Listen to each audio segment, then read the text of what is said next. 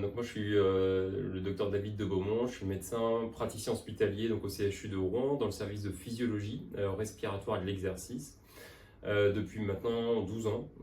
Donc j'ai une activité surtout d'exploration fonctionnelle, respiratoire mais surtout à l'effort. Et je travaille conjointement avec le service de chirurgie thoracique, et notamment cardiovasculaire et thoracique, pour l'évaluation des patients qui sont les plus fragiles, dépistés notamment par la consultation de chirurgie et notamment de pneumologie, pour estimer le risque opératoire, donc évaluer physiologiquement les patients sur le plan cardio-respiratoire musculaire.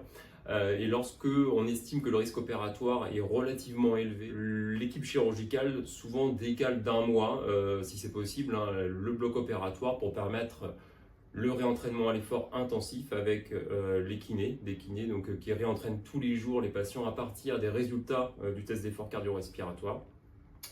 Et on réévalue donc le patient après à peu près 3 semaines, un mois de réentraînement à l'effort sur l'EFX. Donc l'EFX, c'est une épreuve d'effort cardio-respiratoire musculaire. Ça nous permet de déterminer l'âge physiologique du patient.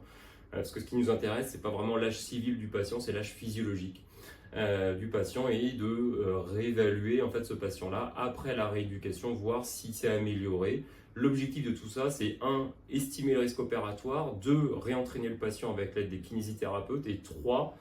Le réévaluer pour essayer de maîtriser au mieux le risque opératoire. Donc la maîtrise du risque opératoire, c'est améliorer la VO2 pic, qui correspond à l'état de forme global du patient, arrêter le tabac, se renutrir s'il y a besoin, perdre du poids et de la masse grasse s'il y a besoin, et puis un soutien psychologique s'il y a besoin avant la chirurgie.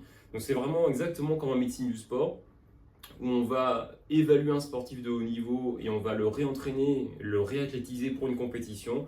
Alors là, pour le patient, c'est beaucoup plus important qu'une compétition, c'est arriver dans le meilleur état de forme pour le bloc opératoire et réduire le risque opératoire. On sait que globalement, on diminue de 40% le risque opératoire si on effectue cette réhabilitation préopératoire en partenariat avec notamment les kinésithérapeutes.